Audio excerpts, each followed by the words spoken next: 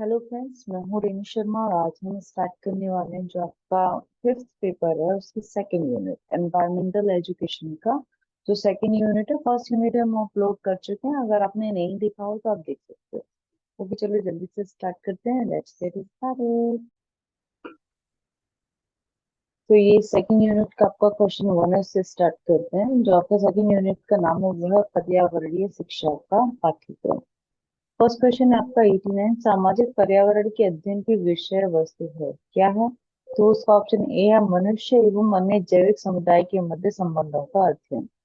90 वाला देखते हैं, सामाजिक पर्यावरण के अध्ययन का क्षेत्र है तो क्या है? वो है स वाला, मानव के प्राकृतिक एवं सामाजिक वातावरण के अंतर संबंधों का अध्ययन करना।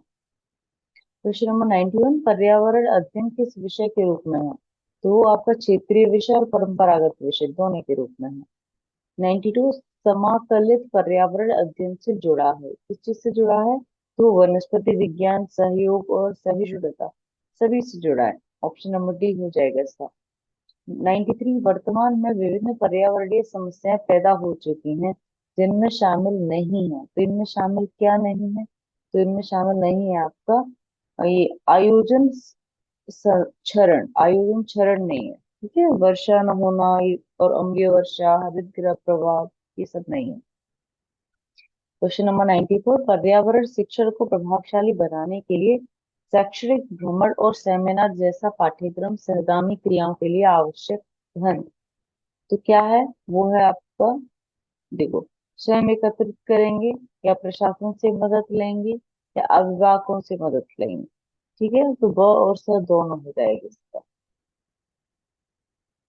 95, प्राकृतिक संरक्षण से संबंधित कार्य है तो कौन सा है? वृक्षारोपण करना, पेड़ पौधों की सुरक्षा और जल क्षेत्रों की सफाई करना। तो इसमें सभी आ जाएगा, तो ऑप्शन नंबर डी इसका आंसर है। 96, पर्यावरण अध्ययन शिक्षण की ह्यूरिस्टिक विधि है। ये क्या है? इसका ऑप्शन नंबर ए है, बालकों को अनुसंधानकर्ता की स्थिति में रखा जाता है। 97, पर्यावरण अध्ययन शिक्षण में पर्यटन विधि से क्या करते हैं? सवाला, पर्यावरणीय समस्याओं के प्रति बालक को जागरूक किया जा सकता है। 98, समय तथा धन की दृष्टि से मितव्ययी होते हुए भी बालक को पर्यावरणीय अध्ययन का प्रत्यक्ष ज्ञान कराते हुए उत्तम विधि है। ऑप्शन नंबर ए प्रतिदर्शन विधि है, वो उत्तम विधि है। 99 देख लेते हैं। भौतिक एवं जैविक पर्यावरण शिक्षण की अन्वेषण विधि का क्या अर्थ है? तो अन्वेषण विधि का अर्थ है अध्यापक के मार्गदर्शन में बालक स्वयं खोजे।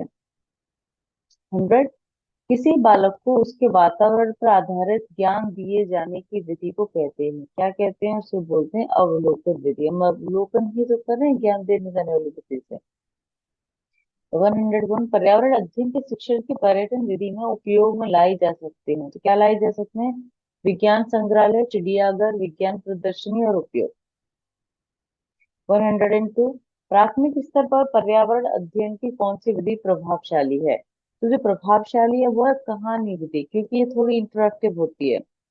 103, पर्यावरणीय अध्ययन के अधिगम का सिद्धांत कौन सा है? तो देखो, आवश्यकता का सिद्धांत, उपयोगिता का सिद्धांत, जीवन से संबंधित होने का सिद्धांत और सभी। तो इसमें ऑप्शन नंबर डी हो जाएगा, उपयुक्त सभी।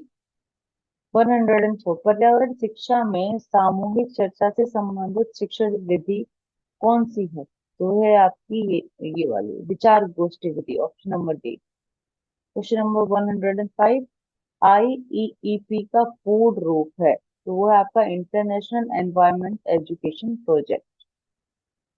106, पर्यावरण अध्ययन शिक्षण के दौरान विद्यार्थियों की शैक्षिक उपलब्धियों को देखने के लिए निम्नलिखित में से किस आकलन सूचक का प्रयोग नहीं किया जाना चाहिए? तो नहीं किया जाना चाहिए वह उपचारात्मक शिक्षण करना।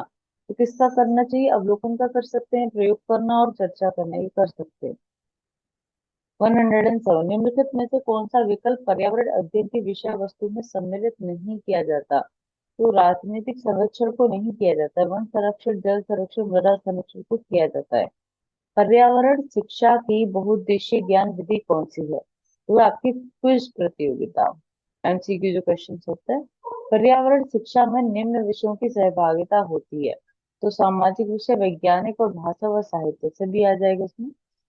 भ्रमण किस विधि से संबंधित है? तो भ्रमण आपका संबंधित है निरीक्षण विधि से। 111 देखते हैं, निम्नलिखित में से कौन सी प्रतियोगिता सभी के लिए संभव नहीं है? तो कठपुतली का मंच, राइट। स्लोगन बोलना, निबंध लिखना हो सकता है, लेकिन कठपुतली का मंच, हर किसी को कठपुतली को मूव कराना थोड़ी आता है। अब भौतिक पर्यावरणीय तत्व हैं, तो वो क्या है?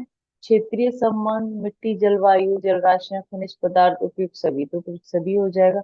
पर्यावरणीय क्षेत्र के बहुविषयक उपागम है, तो वो साहित्य, धर्म, व्यवसायिक, शिक्षा, भूगोल, अर्थशास्त्र और ये ऑप्शन समाज शास्त्र, शिक्षा शास्त्र, नागरिक शास्त्र, तो इसमें सभी आ जाएगा। ऑप्शन नंबर डी इसका आंसर होगा। 114 देखते हैं, पर्यावरण शिक्षा के अंत विषयक उपागम है, तो क्या है इसका? देखो डी हो जाएगा, मतलब भौतिक विज्ञान, रसायन विज्ञान और गणित, स्वास्थ्य विज्ञान, चिकित्सा विज्ञान, मृदा विज्ञान, कृषि विज्ञान, वनस्पति विज्ञान, जंतु विज्ञान, परिस्थिति। ठीक है, क्योंकि पर्यावरण शिक्षा के अंतक विषय की बात कर रहा है, तो पर्यावरण के अंदर तो सभी आ जाता है। और 115, पर्यावरण शिक्षा की शिक्षण विधियां हैं, तो क्या है? प्रयोग विधि, प्रयोजन विधि, व्याख्यान विधि, प्रदर्शन विधि और सभी, तो कुछ सभी सभी ही आ जाएगा।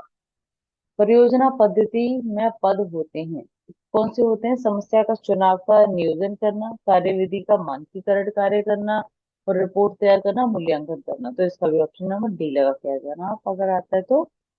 प्राथमिक स्तर पर पर्यावरण शिक्षा देने हेतु कौन सी विधि या विधियां प्रयुक्त होती हैं? तो ऑप्शन नंबर डी, जैसे निरीक्षण विधि होती है, खेल विधि, योजना विधि, शैक्षिक पर्यटन विधि और नाटकीय विधि, तो सभी ठीक है। क्वेश्चन नंबर 118, माध्यमिक शिक्षा स्तर पर पर्यावरण शिक्षा देने हेतु कौन सी विधि प्रयुक्त की जाती है? तो व्याख्यान विधि, प्रश्नोत्तर विधि और ये शैक्षिक पर्यटन विधि, तो सभी आ जाएगा।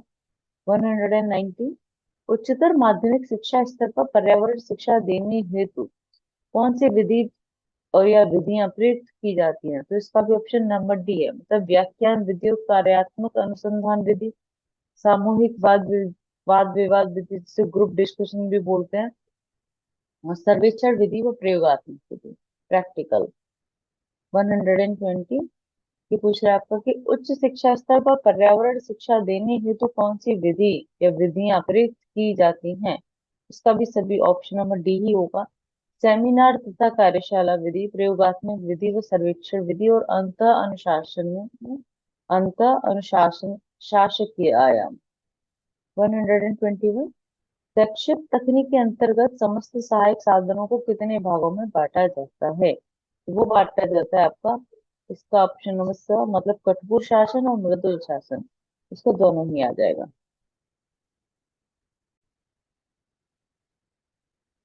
अभी क्वेश्चन नंबर 122 देखते हैं। शैक्षिक तकनीक के अंतर्गत कठोर साधन मतलब हार्डवेयर कौन से हैं? तो वो है आपकी TV, tape recorder, radio, film strip, CCTV camera और उपयुक्त सभी, तो इसमें उपयुक्त सभी आ जाएगा।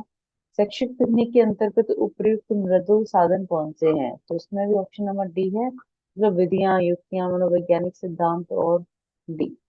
जनसंचार के मुद्रित माध्यम कौन से होते हैं? तो जनसंचार के मुद्रित माध्यम में भी समाचार पत्र, इंसाइक्लोपीडिया, पत्रिकाएं, साहित्य, मुद्रित मतलब जो भी प्रिंटेड वाले होते हैं इसमें सभी आ जाएंगे।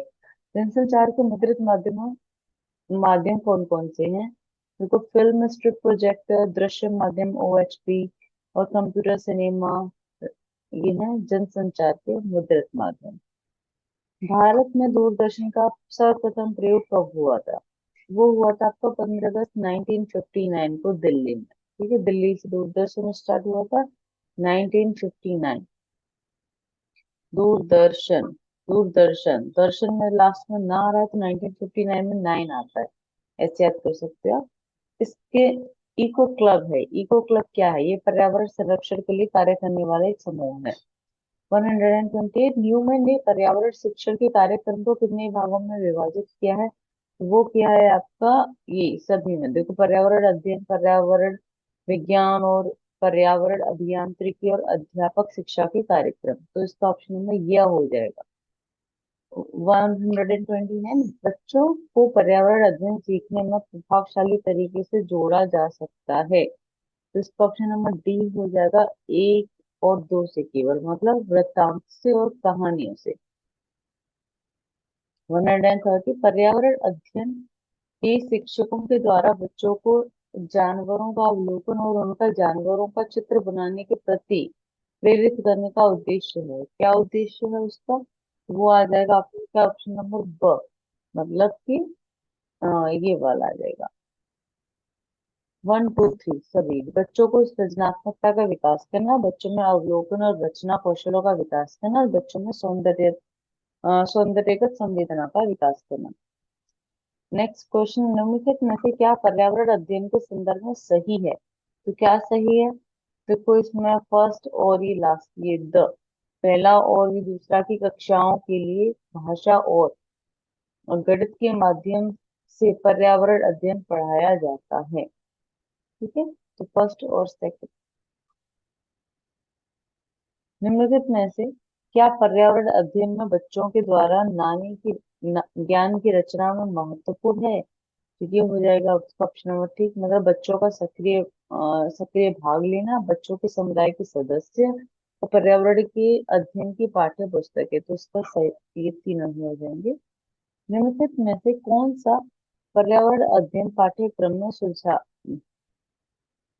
प्रकरणों के उपकरण है? तो वो है जानवर। नेक्स्ट 134, निम्नलिखित में से कौन सा पर्यावरण अध्ययन को सीखने का रचनात्मक आकलन का साधन नहीं है? ये पूछ रहा नहीं है।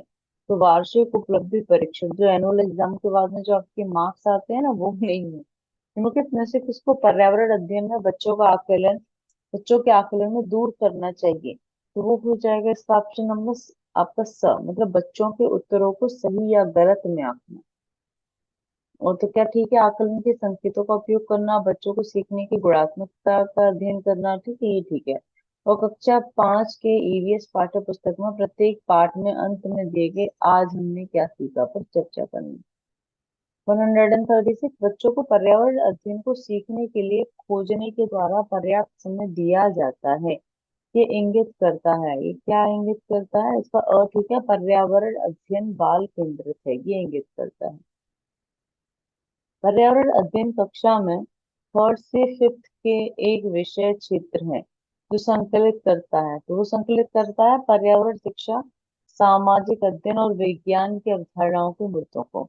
138, निम्नलिखित में से सीखने के कौन से सिद्धांत का पर्यावरण अध्ययन में अनुसरण होता है? तो वो होता है ज्ञात से अज्ञात का।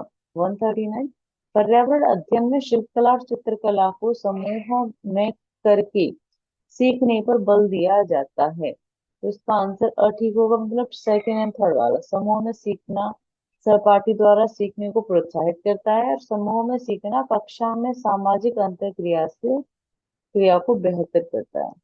140, निम्नलिखित में से क्या पर्यावरण अध्ययन को सीखने का सबसे प्रभावशाली संसाधन है? तो वो हो जाएगा आपको ये परिवार के सदस्य, समुदाय के सदस्य और समाचार पत्र सभी आ जाएगा, तीनों। निम्नलिखित में से क्या पर्यावरण अध्ययन में ज्ञान की रचना में बहुत ही महत्वपूर्ण है? तो देखो ये बच्चों की सक्रिय भागीदारी महत्वपूर्ण है, बच्चों के ज्ञान को शिक्षकों के ज्ञान से जोड़ना, देखो ये महत्वपूर्ण नहीं है। बच्चे को ज्ञान अलग होगा और टीचर्स का अलग होगा। थर्ड वाला देख लेते हैं, पर्यावरण अध्ययन को कक्षा की चार दीवारी से बाहर सीखना बिल्कुल सही है। बच्चों को स्थानीय ज्ञान को विद्यालय के ज्ञान से संबंधित करना। तो ये first, third and fourth, D वाला, ये इसके सही हो जाएंगे। तो क्वेश्चन नंबर 142 तो देखते हैं, पर्यावरण अध्ययन में बच्चों को जोड़ने की सबसे प्रभावशाली युक्ति है। तो वो हो जाएगी आपकी किससे कहानियां। तो ऑप्शन नंबर डी। एक शिक्षक हमेशा क्रियाकलापों को कराने के बाद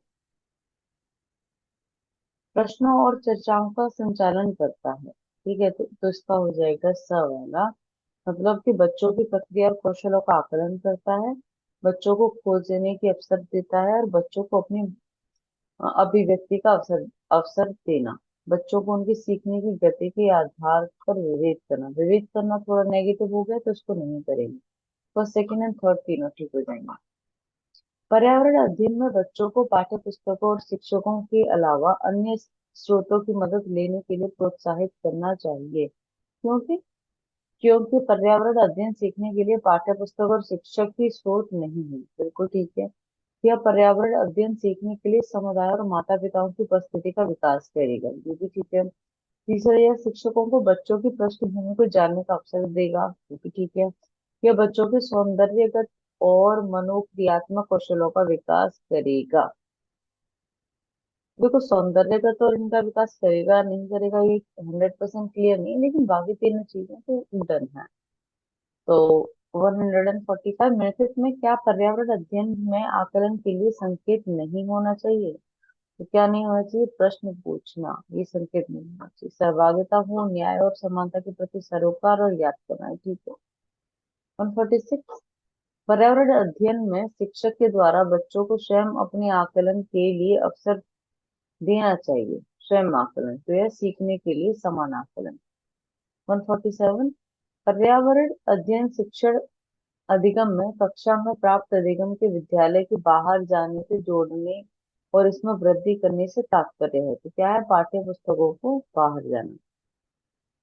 140, निम्नलिखित में से कौन पर्यावरण अध्ययन में गतिविधियां हैं? तो डी हो जाएगा इसका मतलब कि चित्र खींचना, फील्ड भ्रमण करना और श्याम पट्ट का उपयोग करना, वे सभी।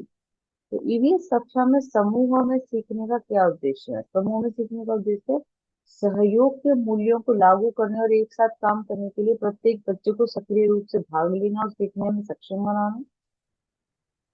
150, पर्यावरण अध्ययन की अपनी कक्षा में समूह क्रियाकलाप का निर्माण करते हुए आप निम्नलिखित विचारों में से किसका अध्ययन करेंगे?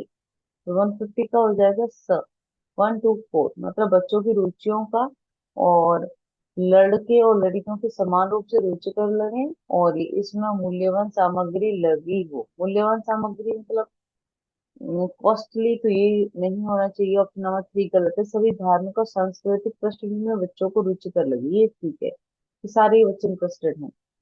निम्नलिखित सभी कथन पर्यावरण अध्ययन में सामूहिक रूप से क्रियाकलापों में संलग्न शिक्षकों और विद्यार्थियों के पक्ष में तर्क प्रस्तुत करते हैं। केवल एक कथन को छोड़कर, वह कथन कौन सा है?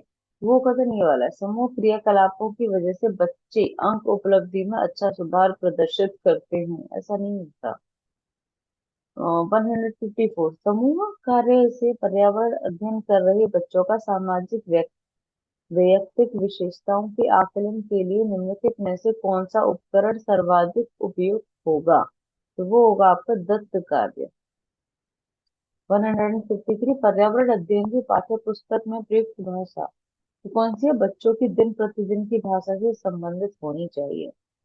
154, पर्यावरण अध्ययन की अंतर विषय प्रकृति पर्यावरण मुद्दों द्वारा संबंधित करती है। किससे? डी, मतलब विज्ञान, सामाजिक विज्ञान और पर्यावरण शिक्षा की विषय वस्तु और पद्धति के प्रयोग को। 155, कक्षा 1 में पर्यावरण अध्ययन में शिक्षार्थी के आकलन के बारे में निम्नलिखित में से कौन सा सत्य है? तो जो सत्य है वो हो जाएगा आपका ये, मतलब मौखिक परीक्षाएं क्यों क्यों क्योंकि हो सकता है कि बच्चे लिखने में सक्षम ना हो। ओके, हो सकता है।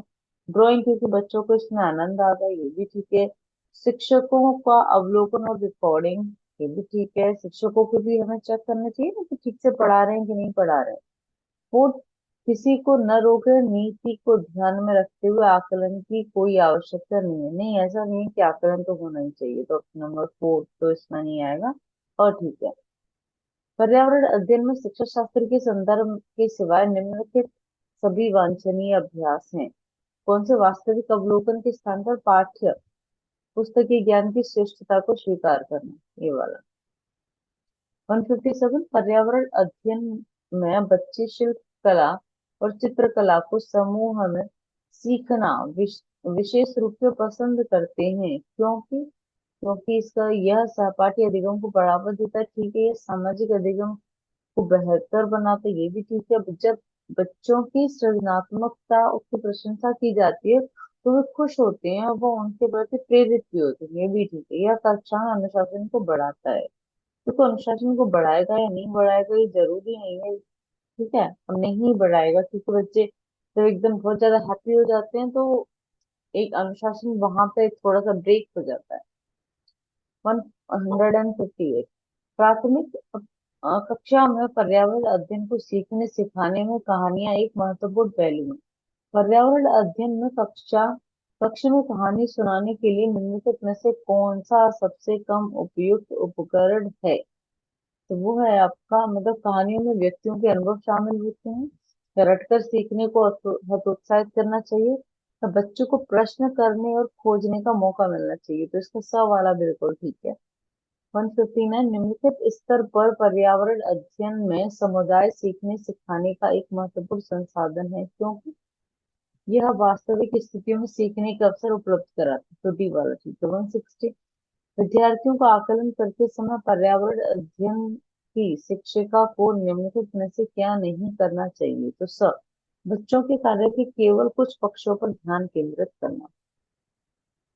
161, पर्यावरण अध्ययन की शिक्षिका निम्नलिखित कारणों से अपनी कक्षा का प्रारंभ कुछ मुख्य प्रश्न पूछते हुए करती है। सबसे कम प्राथमिकता वाला कारण कौन सा है?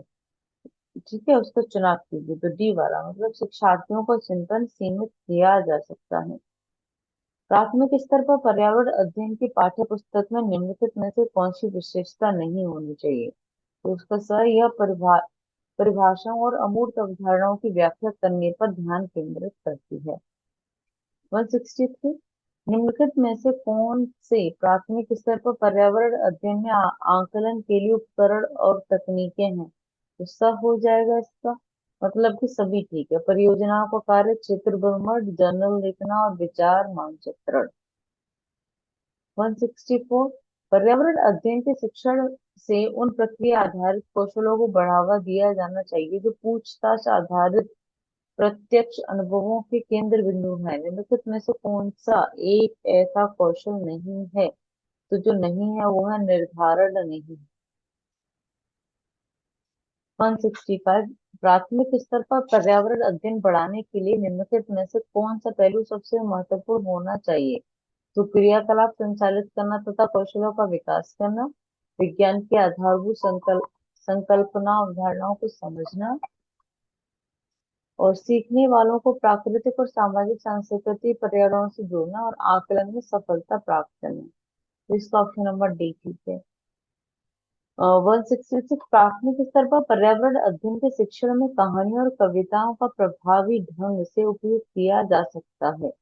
पर्यावरण अध्ययन में इनके उपयोग का मुख्य उद्देश्य क्या है? तो वो है ऑप्शन नंबर बी, सीखने के लिए संदर्भगत वातावरण प्रदान करना। आजकल अपने कक्षा 5 में पर्यावरण अध्ययन की कक्षा में अक्सर गहन जांच पड़ताल और कल्पना परक प्रश्न पूछती है। इसके द्वारा इस प्रकार करने का उद्देश्य डैश को सुधार करना है। कैसा? चिंतन कौशलों में, राइट, मेंटल एबिलिटी को इम्प्रूव करना। 168, ईवीएस संक्षेपण अर्थ में, मतलब ईवीएस के फुल फॉर्म बतानी है, तो वो हो जाएगी आपकी एनवायरमेंटल स्टडीज। 169, निम्नलिखित में से कौन सा प्राथमिक स्तर पर पर्यावरण अध्ययन का शिक्षण का उद्देश्य नहीं है? तो वो है शिक्षक कक्षा कक्ष में खड़े अनुशासन को सुनिश्चित करे, ऐसा नहीं है ना, फिर डिसिप्लिन नहीं है। तो 170 देखते हैं, निम्न में से कौन सा पर्यावरण की कक्षा में रूपात्मक आकलन का समुचित कार्य नहीं है? तो हो जाएगा डी, मतलब जल प्रदूषण की कहानियों के बारे में चर्चा करना। नेक्स्ट, नेहा कक्षा 5 के पर्यावरण अध्ययन के विषय में नीचे दी गई मूल्यांकन तकनीक का प्रयोग करती है। किसका? इस चीज के लिए, गृह कार्य मूल्यांकन के लिए। और ये हस्त सिद्ध क्रियाकलापों का मूल्यांकन ये नहीं होगा। परियोजना मूल्य का कार्य मूल्यांकन ये हो सकता है। तो मौखिक का तो नहीं करेंगे, तो सेकंड एंड थर्ड ठीक है। पर्यावरण अध्ययन के किसी अच्छे गृह कार्य को मुख्यतः किस पर केंद्रित होना चाहिए? तो वो होना चाहिए विस्तारित अधिगम के लिए चुनौतियां और उत्तेजना। प्राथमिक स्तर के अच्छे पर्यावरण अध्ययन पाठ्य चर्चा में होना चाहिए। कैसा? अपने आसपास को खोजने के अवसर प्रदान करना।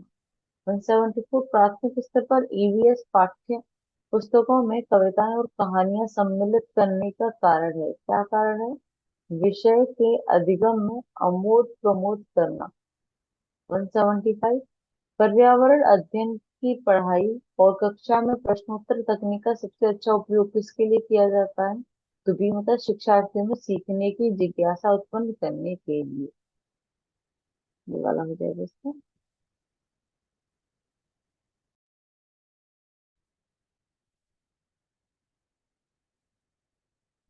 ओके, चलो क्वेश्चन नंबर 176 डिस्कस कर लेते हैं।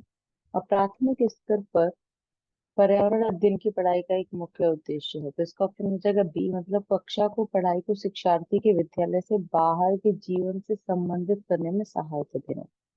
177 प्राथमिक स्तर पर पर्यावरण अध्ययन की पाठ्य चर्चा को शुद्ध विज्ञान और सामाजिक विज्ञान की संकल्पना को सम्मिलित करके विकसित किया गया है। ऐसा करने का मुख्य उद्देश्य क्या है? शिक्षार्थी को पर्यावरण को साकल्यवादी ढंग से देखने के योग्य बनाना। नेक्स्ट 178 पर्यावरण अध्ययन की कक्षा में सामाजिक असमानताओं पर अधिक बल देने के लिए निम्नलिखित में से कौन सा अधिक प्रभावी अधिगम है? तो है डी, मतलब संबंधित मामलों पर क्विज प्रतियोगिता का संचालन करना। 179 पर्यावरण अध्ययन की पाठ्य पुस्तकों में विभिन्न प्रकरणों में एक खंड करके देखो को शामिल किया गया है, जिसका उद्देश्य है, क्या उद्देश्य है? इसका उद्देश्य है प्रत्यक्ष हस्तपरक अनुभव उपलब्ध कराना। बी 180 पर्यावरण अध्ययन में एक अच्छे दत्त कार्य का प्रमुख लक्ष्य होना चाहिए, तो वो होना चाहिए अधिगम अ, विगर के अवसर उपलब्ध कराना। नेक्स्ट पर्यावरण अध्ययन के शिक्षक के रूप में चिड़ियाघर के भ्रमण का आयोजन करने का मुख्य उद्देश्य होना चाहिए, क्या होना चाहिए? ऑप्शन नंबर डी, विद्यार्थियों को सक्रिय अधिगम अनुभव उपलब्ध कराना, ताकि मतलब वो प्रैक्टिकली देख सकें कि एनिमल्स कैसे बिहेव करते हैं, क्या होता है। 182 सामाजिक विज्ञान के संदर्भ में पर्यावरण अध्ययन को निम्नलिखित में से कौन सा उद्देश्य है? तो इसका हो जाएगा, इसे बच्चों की मुख्य शब्दावली की सही परिभाषा याद करने के योग्य बनाना चाहिए। 83 कविता पर्यावरण उद्देश्य की कक्षा में गरीबी, निरक्षरता और वर्ग असमानता जैसे सामाजिक मुद्दों पर बल देना चाहती है। निम्नलिखित में से कौन सा अधिगम अनुभव इस उद्देश्य की प्राप्ति में अधिक प्रभावी होता है? Option number D, answer D होगा इसका। विद्यालयों को संबंधित जानकारी एकत्रित करने और उनका विश्लेषण करने के लिए सामूहिक परियोजना लेने के लिए कहना। 184 को देख लेते हैं। प्राथमिक स्तर पर पर्यावरण अध्ययन में रचनात्मक आकलन को शामिल नहीं करता, क्या नहीं करता? शिक्षार्थियों की ग्रेडिंग और रैंकिंग को नहीं करता है। निम्नलिखित में से कौन सा प्राथमिक स्तर पर पर्यावरण अध्ययन की पाठ्य चर्चा की आवश्यकता का अनुरूप नहीं है? तो ब नहीं है, मतलब उसे शिक्षार्थियों में पर्यावरण को सरोकार से उत्पन्न करना चाहिए। 86 देखते हैं। एनसीईआरटी की पाठ्य पुस्तकों में पर्यावरण अध्ययन को उच्च प्राथमिकता और स्थान दिया गया है, तो ये हो जाएगा आपका बी, मतलब चिंतन और विस्मय के लिए शिक्षार्थी को अवसर उपलब्ध कराने के लिए।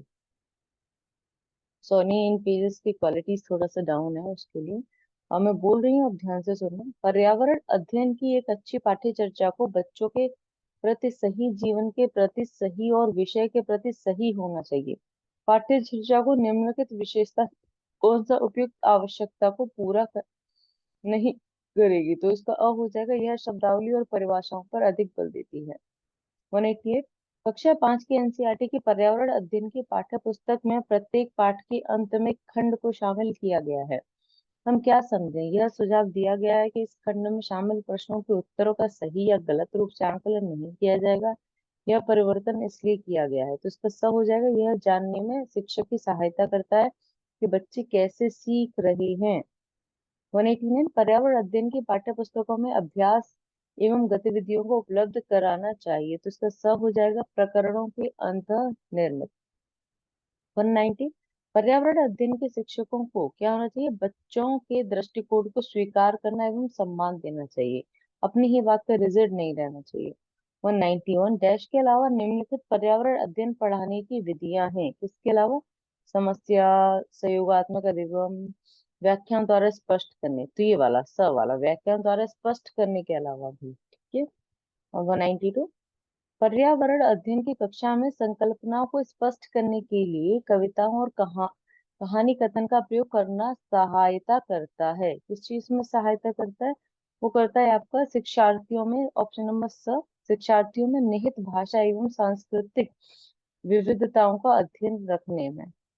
नेक्स्ट 193 कक्षा 5 का समीर अक्सर समय पर पर्यावरण अध्ययन की शिक्षिका के पास दत्त कार्य जमा नहीं कराता है, इससे निपटने का सर्वोत्तम सुधारात्मक उपाय हो सकता है, क्या हो सकता है? तो बी, अनियमितता के कारण पता करना और समीर को परामर्श देना। मतलब पता करो कि वो क्यों नहीं सही से जमा कराता है, और उसको एडवाइस दो कि भाई आप कैसे कर सकते हो, और प्लीज टाइम पे सबमिट करो। पर्यावरण अध्ययन की कक्षा में सरल प्रयोग और निर्देशन किए जा सकते हैं। उसका बी होगा, बच्चों को स्वयं सीखने के योग्य बनाने और अवलोकन कौशलों को पैना करने के लिए। 195, पर्यावरण अध्ययन की कक्षा में अवधारणाओं को स्पष्ट करने के लिए कविताओं और कहानी कथन का प्रयोग करना। स हो जाएगा इसका, बच्चों में विद्यमान भाषिक एवं सांस्कृतिक विविधता को ध्यान में रखना। 196, पर्यावरण अध्ययन की पाठ्य पुस्तक में पहेलियां शामिल करने का निम्नलिखित में से कौन सा उद्देश्य नहीं है? तो स, बच्चों में आलोचनात्मक चिंतन शक्ति विकसित करना। 197, पर्यावरण अध्ययन की कक्षा में बच्चों के व्यक्तिगत अनुभवों को महत्व देना शिक्षक को लाभ पहुंचाता है। इसका डी हो जाएगा, विमर्श को बच्चों के अनुभव संसार से जोड़ना और विमर्श को सीखने का बढ़ावा देना। निम्नलिखित कथनों में से कौन सा प्राथमिक स्तर पर पर्यावरण अध्ययन का उद्देश्य नहीं है? तो इसका स हो जाएगा, बच्चों पर आकलन के लिए शब्दावली और परिभाषाओं का बोझ डालना, वो नहीं है। निम्नलिखित में से कौन से प्राथमिक विद्यालय में पर्यावरण अध्ययन पढ़ाने का उद्देश्य निरूपित है? तो मतलब विद्यालय में बच्चों के अनुभवों को बाहरी दुनिया से जोड़ना। 200, प्राथमिक स्तर पर आकलन में शामिल होना चाहिए, क्या होना चाहिए? मतलब बी वाला, शिक्षक द्वारा सतत और असंरचनात्मक तरीके से किए गए अवलोकन को बच्चों और अभिभावकों के साथ बांटना। 201, पर्यावरण शिक्षा में समस्या समाधान विधि का गुण है, क्या गुण है? तो वो है, देखो, आपका लक्ष्य केंद्रित विधि, सृजनात्मक विधि, चयनात्मक विधि और उपयुक्त सभी। तो इसमें ऑप्शन नंबर डी हो जाएगा, सभी ठीक है। पर्यावरणीय अध्ययन में शैक्षणिक भ्रमण का मूल उद्देश्य है, तो मूल उद्देश्य उसका छात्रों के लिए प्रत्यक्ष अनुभव, बी हो जाएगा। पर्यावरण जागरूकता का सृजन किसके द्वारा किया जा सकता है? तो वो किया जा सकता है क्षेत्रीय भ्रमण के द्वारा। पर्यावरण की परिभाषा क्या है? तो पर्यावरण की परिभाषा है एबायोटिक एवं बायोटिक घटक। नेक्स्ट, अपने पर्यावरण की स्वच्छता और शुद्धता का मूल्यांकन करना प्रमुख उद्देश्य है, तो इसका हो जाएगा भावनात्मक क्षेत्र का, बी। 206, प्राथमिक स्तर पर पर्यावरण अध्ययन की पाठ्य पुस्तक में निम्नलिखित में से कौन सी विशेषता नहीं होनी चाहिए? तो द हो जाएगा, मतलब यह परिभाषाओं और अमूर्त अवधारणाओं को व्याख्या करने पर ध्यान केंद्रित करती है। 207, पर्यावरण अध्ययन के शिक्षण हेतु निम्न में से कौन सा उद्देश्य आवश्यक नहीं है? तो सारे पढ़ लेते हैं। भौतिक और सामाजिक पर्यावरण के प्रति संवेदनशीलता विकसित करना, ये तो देखो आवश्यक है। विज्ञान के आधारभूत प्रत्यय और सिद्धांतों को रटकर याद कर लेना, देखो रटकर याद कर लेना नेगेटिव वर्ड है, तो ये नहीं है, तो इसका ऑप्शन नंबर बी हो जाएगा। तो देखते हैं, पर्यावरण को खोजने की अवसर प्रदान करना, और ये तो ठीक है। अवलोकन, मापन, भविष्य कथन और वर्गीकरण जैसे कौशलों का विकास करना, तो इसका ऑप्शन नंबर डी ही ठीक है। 208, पर्यावरण अध्ययन की कक्षा में विद्यार्थियों में खोज से संबंधित दक्षताओं का विकास करने हेतु एक शिक्षक निम्न में से किसका चुनाव करेगा? तो शिक्षक करेगा स वाले का, ऐसी पाठ्य वस्तु जो विद्यार्थियों के दैनिक जीवन से जुड़ी समस्याओं से रिलेटेड हो। नेक्स्ट, 209, पर्यावरण अध्ययन की कक्षा में बच्चों के अनुभवों को महत्व देना चाहिए, क्योंकि विषय को बच्चों के अनुभवों से जोड़ने पर सीखने की प्रक्रिया को बढ़ावा मिलता है। 210 देख लेते हैं, पर्यावरण अध्ययन की कक्षा होनी चाहिए, कैसी होनी चाहिए? गतिविधि आधारित कक्षा होनी चाहिए। 211, पर्यावरण अध्ययन में क्षेत्र भ्रमण का मुख्य उद्देश्य क्या होता है? वो होता है प्रत्यक्ष अनुभव, मतलब प्रैक्टिकली आप देख पाते हो क्षेत्र भ्रमण से। 212, पर्यावरण अध्ययन के लिए छात्रों को कौन सा चैनल देखने का सुझाव देंगे? तो देखो, नेशनल जियोग्राफी, डिस्कवरी और ये एनिमल प्लैनेट, सभी, ऑप्शन नंबर डी। पर्यावरण शिक्षण को बाल केंद्रित बनाने हेतु प्रभावशाली विधि निम्न में से कौन सी है? उसका डी हो जाएगा, मतलब भ्रमण, बागवानी, समूह कार्य, तो ये बोला इनमें से कोई नहीं। बाल केंद्रित बनाने हेतु, तो बाल केंद्रित नहीं है ये। नेक्स्ट, पाठ्य चर्चा को अपेक्षाकृत प्रभावकारी बनाने हेतु इसका निर्माण निम्न में से किस स्तर पर होना चाहिए? तो राष्ट्रीय, राज्य, जिला, विद्यालय, तो जिला स्तर पर, छोटे छोटे पे करना चाहिए, तभी हम चीजों को अच्छे से मैनेज कर सकते हैं। और पूरे नेशनल पे करेंगे तो इतना सर्व नहीं कर पाए। ईवीएस समीकरण है किस चीज का? देखो सर, विज्ञान, सामाजिक अध्ययन और पर्यावरण शिक्षा का। तो ये थी आपकी यूनिट 2। ओके, अच्छे से पढ़ के जाना। वैसे इजी, आप जैसे ऑप्शन पढ़ोगे तो आपको आंसर समझ में आ जाएगा। अगर आपको मेरी आप मेरे चैनल पर पहली बार आए हो तो प्लीज इसको सब्सक्राइब करना नहीं भूलना, एंड वीडियो को लाइक जरूर करना। अगर आपको लगे कि ये वीडियो आपके फ्रेंड्स के भी काम आ सकती है तो please share this video. Thank you, bye bye, take care and best of luck for your exams everyone.